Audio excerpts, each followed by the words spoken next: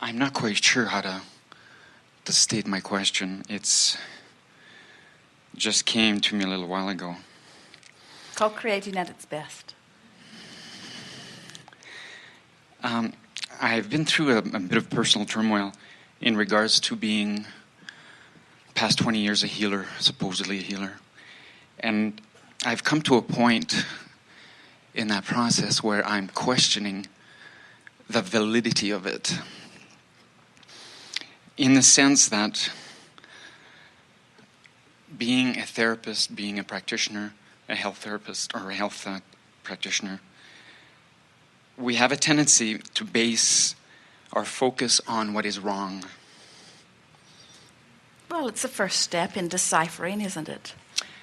But based on a lot of the work of Abraham, focus is very, very important. Well, we agree that if you know what's wrong, which helps you to identify what you want, the sooner that you can turn your attention toward what you want, the better off you are. But we would not call it a wrong basis. In other words, when you think about it, it's sort of the way you all felt coming into this body to begin with. You knew there was contrast and variety, and you didn't say, I will stay away from it. You said, I will explore it, and out of it will be born clarity. Okay, so my question very specifically would be, if I am focusing on what is wrong, am I not perpetuating that? Yes, you are. How is it possible to do it otherwise? Well, give us an example of someone that you are chatting with about something, and we'll show you. Chatting. In other words, in your therapy, in your...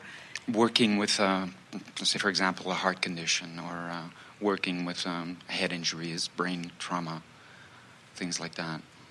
If there are, there have been organ damage, vascular damage. Well, would you say that in every case you're looking for solution? As much as I possibly can, yes. So isn't that looking toward what is wanted? In other words, there isn't anything wrong with assessing where you are in your quest for a solution.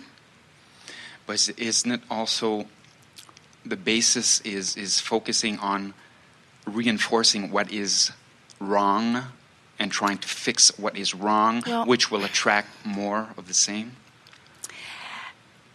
You are absolutely right, and it is what we teach, but we're wanting to soothe you for this reason. You heard us say already here today, this will make perfect sense to you as it unfolds. You heard us say earlier today that what you're living right now is the result of how you've been flowing energy. And so the trauma, the disease, the heart attack, the stroke, the getting run over by the truck, whatever happened was as a result of how you'd been flowing energy.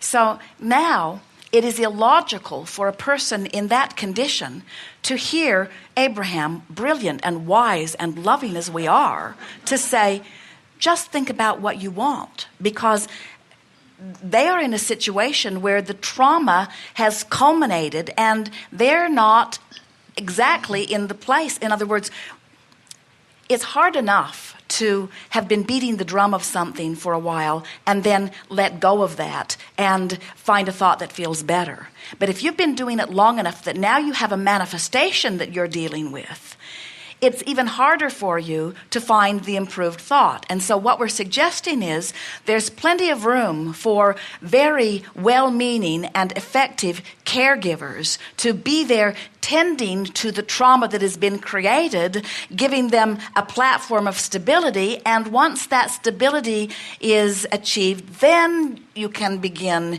helping them to find the projection of thought that will serve them better as they continue to create.